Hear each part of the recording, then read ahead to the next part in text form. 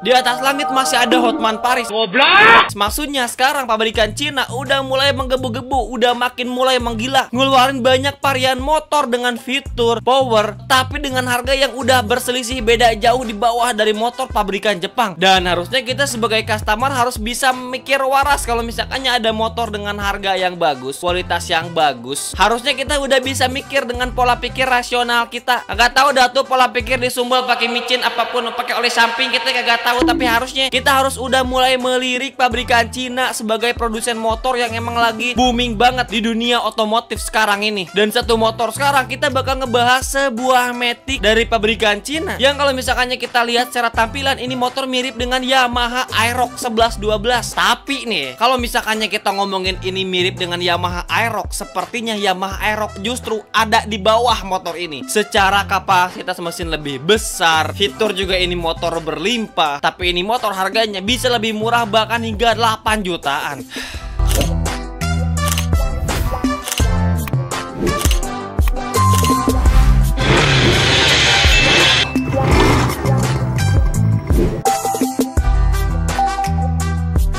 Ya halo semuanya, balik lagi di King Ripan. Kali ini kita bakal ngebahas sebuah skutik Matic dari QG Moto, produsen asal Tiongkok yang sekarang lagi tantrum-tantrumnya di Indonesia mendistribusikan motor-motor dengan spekulasi gila dengan harga kesurupan. Dan yang paling menjadi tanda tanya di sini adalah bagaimana evaluasi motor-motor Jepang yang sekarang malah udah dijajah dengan Cina. Emang penjajahan marketing segila ini. Tapi ini adalah QG Moto Viento 180 yang emang sekarang lagi mendebrak pasar otomotif di Indonesia. Ya kita bakal bahas tentang ini motor, sekaligus kita bakal komparasi dengan Yamaha Aerox 155 yang pastinya bakal banget bikin kalian kaget. Mungkin kalau misalkannya ini harga QG Moto sama dengan Aerox, harganya mungkin gak bakal terlalu ngebuat kita kaget. Tapi yang bikin kita amazed adalah ini motor lebih murah 8 jutaan saat powernya itu lebih gede dari Yamaha Aerox 155. Nah sebelum kita bahas lebih jauh, Ripan bakal jelaskan terlebih dahulu tentang apa itu QG Moto. Takutnya ada yang ngira ini QG Moto jualan somai. Jadi QG Moto adalah pabrikan motor asal Cina yang sekarang lagi ekspansi pasar ke global termasuk ke Indonesia. Yang emang lagi banyak banget varian motor dari QG Moto yang udah masuk ke Indonesia, mulai dari sport, Matic, adventure. Dan sebelum kita lihat dalaman pada motor QG Moto 180 ini, kita lihat secara look terlebih dahulu. Yang mungkin pertama kalian lihat ini motor, kagak mungkin kalian nyamain ini motor dengan Yamaha Mio. Begitupun orang kalau misalkannya tiba-tiba ada ini QG Moto Viento 180 lewat, orang pasti ngira ini motor Aerox yang di custom. Sayangnya bukan. Meskipun emang kita tahu yang namanya produk Cina, mereka paling bener plek ketiplek desain. Tapi sebenarnya ini udah menjadi strategi marketing pasar mereka yang pintar juga nih Cina. Mereka hanya meneruskan desain yang udah ada, yang udah populer di Indonesia dengan keunggulan yang lebih tinggi dengan value harga yang lebih murah. Dan kalau misalkannya kita lihat secara desain ini motor, selewat motor ini emang mirip banget dengan Aerox 155. Bahkan yang paling detail kocaknya ya, pelek yang digunakan ini mirip banget modelnya. Bahkan hal detail seperti pada bagian ekor belakang, samping, depan, bahkan dari font yang digunakan pada ini motor mungkin sepertinya agak sedikit mirip Aerox. Apalagi dengan ciri khas pantat semoknya, ini motor udah sekilas mirip banget dengan Aerox. Tapi yang paling gokil di sini adalah ada winglet kecil pada bagian depan ini motor yang semakin memperlihatkan kesan sporty pada QG Moto Viento 180. Jadi emang kalau misalkan yang kita ngomongin desain pada QG Moto, meskipun mungkin Ripan juga bilang, kalian juga bilang kalau misalkannya ini motor udah siap ngebantai Aerox atau 55, seenggaknya di sini kita bisa lihat kalau misalkannya ini QG Moto dari desain kagak ada yang bermasalah. Jadi ya selera motor Tiongkok sebenarnya masih masuk dengan target pasar Indonesia secara desain. Beda kalau misalkannya India, Suzuki nih ya jadiin pelajaran. Nah sedangkan kalau misalkannya kita ngomongin performa pada QG Moto 180 ini, mungkin kalau misalkannya Lipan lihat di website resminya, ini tertulis kalau misalkannya ini motor 180 cc DOHC, dan sepertinya ada kesalahan karena kalau misalkannya pas udah Ripan lihat di brosurnya ini motor SOHC. Gak mungkin kalau misalkannya Matic 180 cc dengan konfigurasi DOHC. Sehingga di situ ini motor bisa menghasilkan output power kurang lebih ada di angka 18 horsepower. Dan sebagai informasi, GSX R150 ada di angka 18,9 ya. Sama seperti R15 lah, sama ada di angka 19 horsepower or something. Pokoknya ya ada di range gitu. Meskipun ini motor ada di angka 175 ataupun 180 cc. Dengan torsi ini motor ada di angka 15 Nm di 6000 rpm. Udah gede banget buat kelas motor matic 180 cc dengan harga yang kita bakal terus-terusan ngebanggain harga ini motor.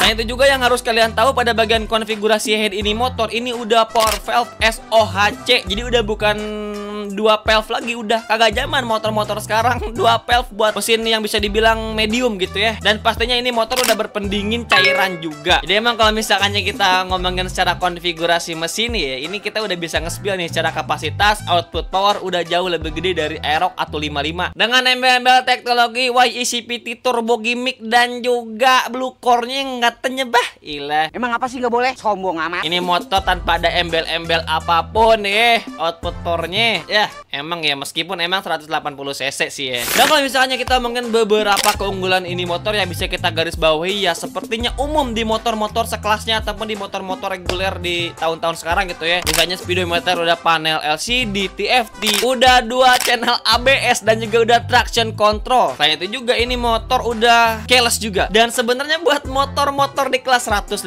cc, 180 cc di bawah 200 cc ini udah cukup fitur-fitur seperti ini: keyless, traction control, dual ABS, LCD, TFT, udah cukup banget. Kagak usah ada embel-embel segala semuanya dipasangin cuman beralasan biar harganya bisa mahal. Segini aja udah cukup sebenarnya, udah ya udahlah gitu, biar kagak usah maksain segala fitur dimasukin yang bahkan malah resiko kerusakan makin gede juga. Cuman hanya sebatas pengen harganya dijual mahal. Kelakuan pabrikan Jepang tuh kayak gitu tuh. Nah kalau misalkannya yang paling mengejutkan di sini adalah positioning dan juga harga ini motor dijual dengan harga kurang lebih 32 sampai 34 jutaan or something segituan lah pokoknya. Kalau misalkannya kita bandingkan dengan Aerox yang varian termurah pun, ini motor udah jauh banget mengunggulinya, mulai dari fitur bahkan sampai ke power output yang dihasilkan. Jadi kalau misalkannya let's say ini motor kita bandingin, mungkin lebih masuk kita bandingin dengan Aerox Alpha Tobruk yang varian termahal yang ada di angka 41 juta. Makanya kita bakal bandingin ini motor Viento 180 dari QG Moto dengan Aerox 155 dari Yamaha. Buat kalian yang udah beli Yamaha Aerox Tobruk yang udah kredit bertahun-tahun gitu ya, cebok dulu nih kan, cuci muka biar kagak nyesel. Karena kagak mungkin udah dibawa motornya, udah di rumah, udah dipakai sebulan, tiba-tiba lihat berita ini motor di channel King Ripan, nyesel gitu ya. Ya selamat dah pokoknya ya. Jadi buat yang belum beli, semoga kalian langsung tercerahkan oleh channel ini ya.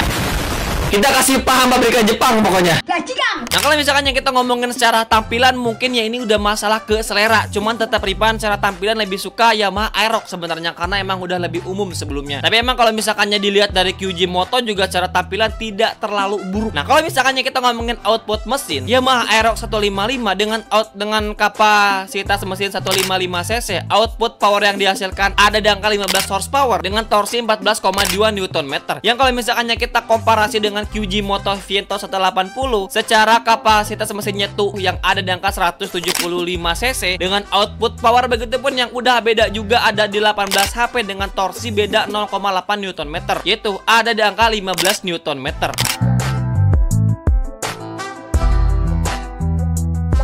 Jadi emang kalau misalkan yang ngomongin power, Aerox udah jelas kalah meskipun dengan embel-embel turbo gimmick.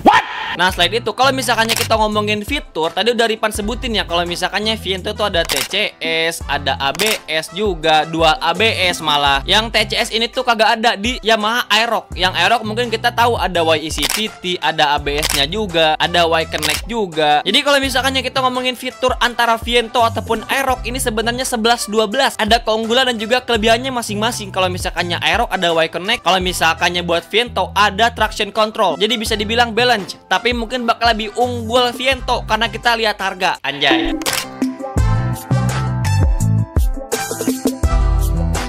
Dan kalau misalkannya kita ngomongin bobot output berat ini motor, Viento lebih ringan 3 kg. Yang dimana Viento 127 kg, Aerox 130 kg. Bayangin motornya itu lebih ringan tapi dengan output power yang lebih gede, kapasitas mesin yang lebih besar. Tapi emang meskipun QG Moto bisa dibilang let's say lebih murah dari Yamaha Aerox, yang Yamaha itu udah lama banget terjun di lapangan otomotif di Indonesia, yang emang udah mendapatkan banyak kepercayaan dari masyarakat, termasuk udah ada banyak banget bengkel resmi dan emang udah dibuat di Indonesia Indonesia, yang mungkin karena itu juga ini harga motor bisa sangat mahal banget, yaitu ada di angka 41-42 jutaan lah kurang lebih ya. Dan kalau misalnya QG Moto pendatang baru brand dari Cina yang harus masih memperbaiki stigma orang-orang, yang dimana brand Cina ya mungkin masih agak sedikit harus dievaluasi lagi, termasuk merubah stigma orang-orang tentang brand Cina itu sendiri. Tapi kalau misalkan buat dengan bagaimana perkembangan teknologi dari Cina, harusnya udah bisa menjadi evaluasi buat warga Indonesia yang sekarang brand Cina udah tidak seburuk dulu lagi. Udah gokil banget ini brand-brand Cina sekarang, udah makin menggila. Ya mungkin kalau misalkannya hal yang harus dievaluasi dari QG Moto adalah dengan memberikan trust ataupun kepercayaan terhadap masyarakat. Misalnya juga pemberian bengkel resmi yang emang lebih merata, tapi dengan harga yang tidak diekspansi terlalu mahal. Ya,